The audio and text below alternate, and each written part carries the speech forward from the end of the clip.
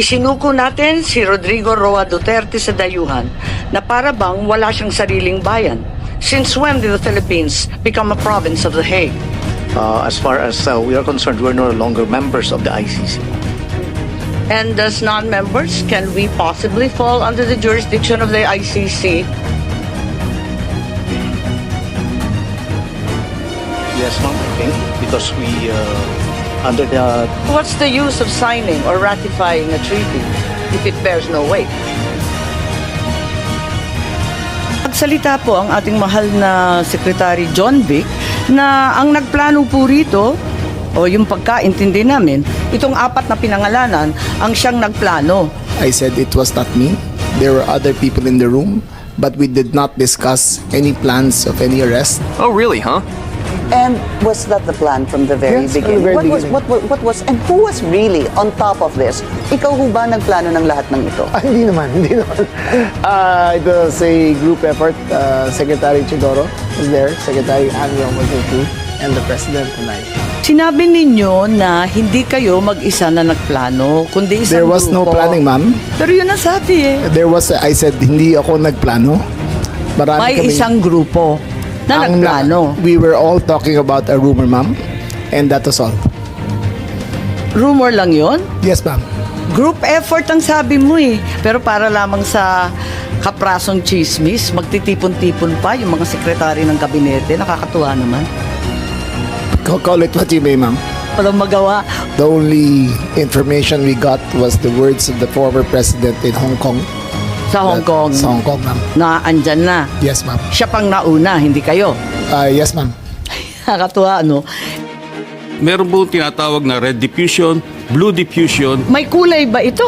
Yung pinadala sa atin, anong kulay ng diffusion? Ito po ay wanted person diffusion. So, walang red notice.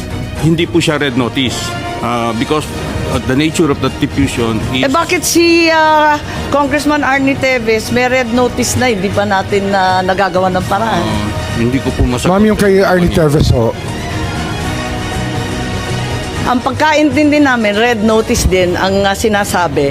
Ngayon, lumalabas na wala kailanman na lumabas na red notice mula sa Interpol, kundi diffusion lamang. Baka dahil sa panahon, kasi mabilis po ang pagganap ng lahat, yung mga pangyayari. So, ibig sabihin, ang katotohanan, walang red notice. Mag-ingat po kayo, you're under oath, makokontempt po tayo. Was this warrant presented to PRRD at the time he was arrested? Pwede bang may sumagot?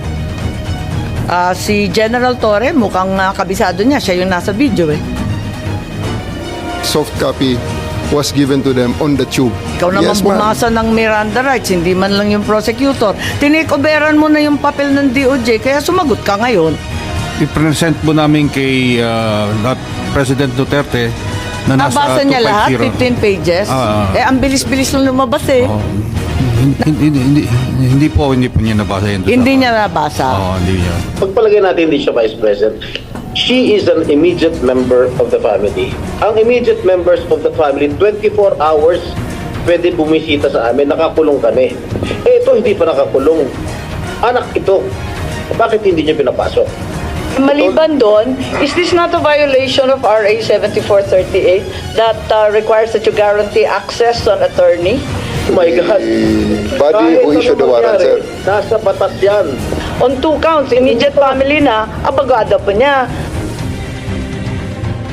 This is bigger than Duterte.